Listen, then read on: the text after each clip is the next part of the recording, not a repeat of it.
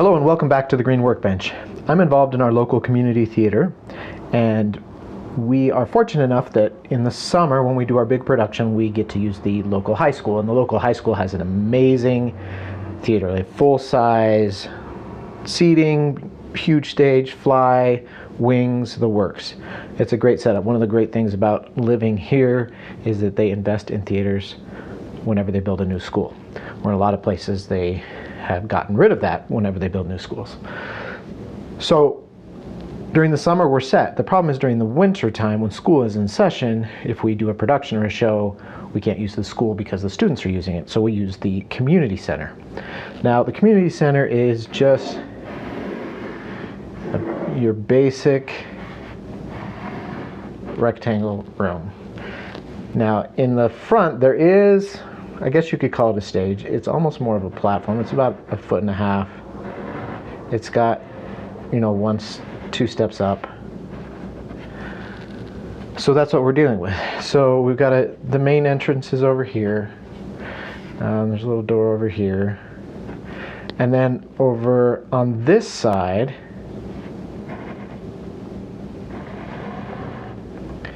it's not perfect. So there's 2 rooms over here. So we have chairs being stored here. Here we've got tables and the AV equipment, and door here. So we set up our audience. It's all flat, which is kind of unfortunate. This platform isn't high enough, but we make it work.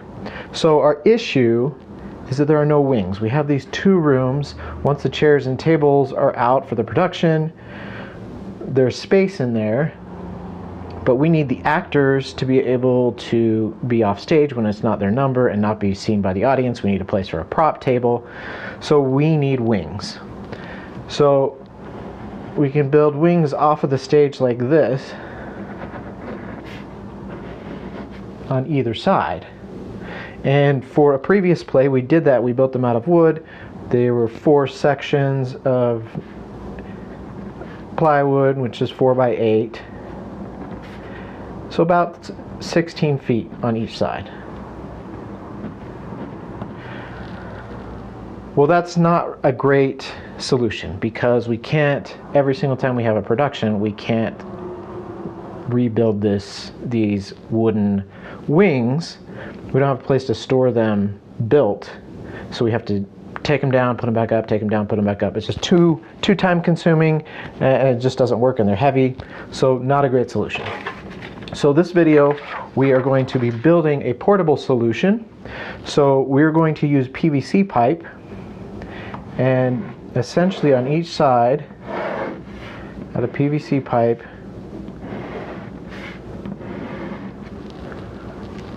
we will have 3 panels with the stabilizer piece in here, and then legs coming out, and then we'll have a curtain. In each panel there'll be a curtain. So I've got the PVC pipe, I have all the connectors, and I purchased actually shower curtains. I found the longer shower curtains, the 80-inch long ones. They're 72 inches wide, so 6 feet wide, so we want to make each section less than that so that they're not completely spread out. So I'll make each section 5.5 feet, and then lengthwise we can almost do the full 80 inches. We'll see how that works. So the PVC, all the PVC equipment came in almost $70, and the shower curtains came in at $70. So for around $140, I'll have to buy some paint as well. So let's say around $150, we build these wings that can be set up and taken down an unlimited number of times as long as we're careful. And they're light, they're easy to transport, they're easy to store. So it should be a great solution for the shows that we have to do in the community center.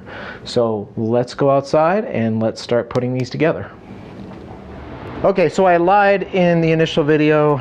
The lengths of PVC pipe, and I'm using 200 PSI pipe. They're a total of 10 feet long, so each section will be 5.5. So basically what I did is I put a stop block at the end of my bench, and then I created my 5-foot mark here, marked each section of pipe and cut it. So I got all of the horizontal pieces cut, and then I went to the vertical pieces. So in order to do that, I went with a 78-inch total, so I cut it at 39 and then at 78. And then with the rings for the curtains, that'll come out to the full 80 inches. So basically same concept, marked on the table, 2 spots, cut both. So now I'm starting to put it together, and it's too big to include it all in one. So my top rail is an elbow, 2 T's, and then another elbow. So I got that put together. Then my next, the center rail is T, cross, cross, T. And then the bottom will be a little bit different because I have to put feet on it. So I'll get these 2 put together, and then we will work on the bottom. We're not gluing because remember, this has to come apart. So once it's all done and put together, I'll go through and mark every piece so that it's easily reassembled the next time we have to reassemble it. These cross pieces were the most expensive pieces, but really not too bad for how many I needed. And to cut, I just used a PVC pipe cutter. They're super sharp, very easy to cut through. You can use a hacksaw as well if you don't have one of these, but these are worth it with how many cuts you're making. Okay, so the middle section, bottom piece, is going to be cut in half for a leg.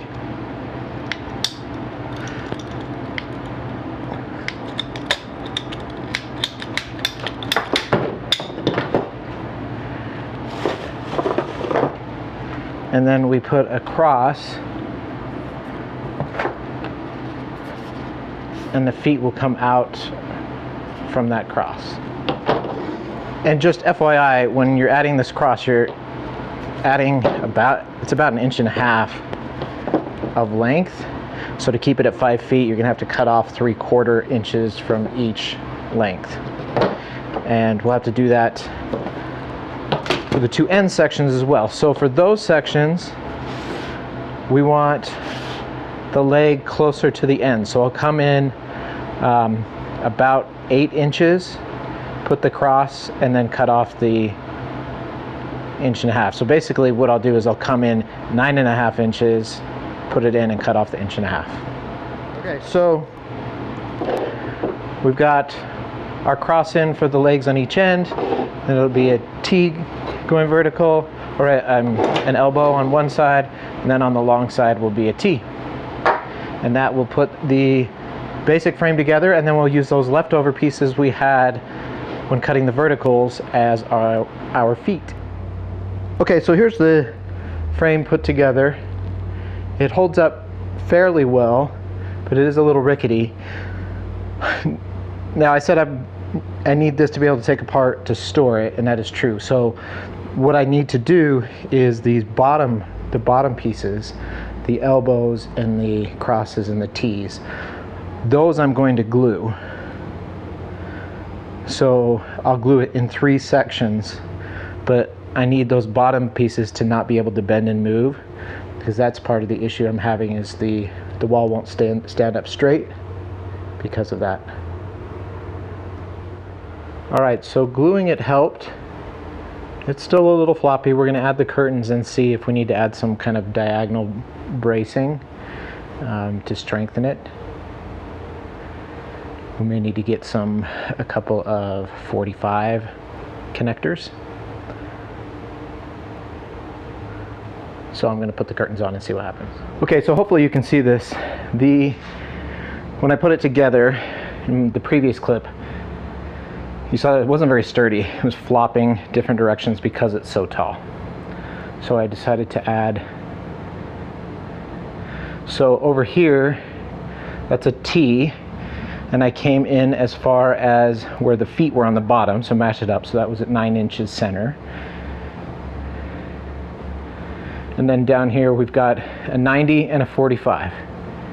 And we just measured and cut so that the wall was straight up and down. We did it on the same side because we have to be able to hang the curtains on each end. And now it looks much better.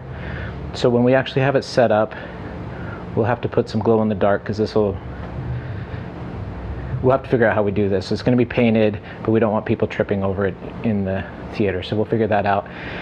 And then to weight it down, maybe some black sandbags or something. Just something to weight those legs down. But that makes it much sturdier. So I'm not doing it on either side because again, the curtain has to be able to fall. But simple T, a 45, and a 90. Okay, so I painted the PVC black. First cleaned it with mineral spirits, and then with a black spray paint rated for plastic. Then painted the shower curtain rings. We're using sandbags to hold down the legs. But there are our curtain wings that can be taken apart easily and stored easily and put up whenever we need them. Hope you enjoyed this video. Please subscribe, and we'll see you next time on the Green Workbench.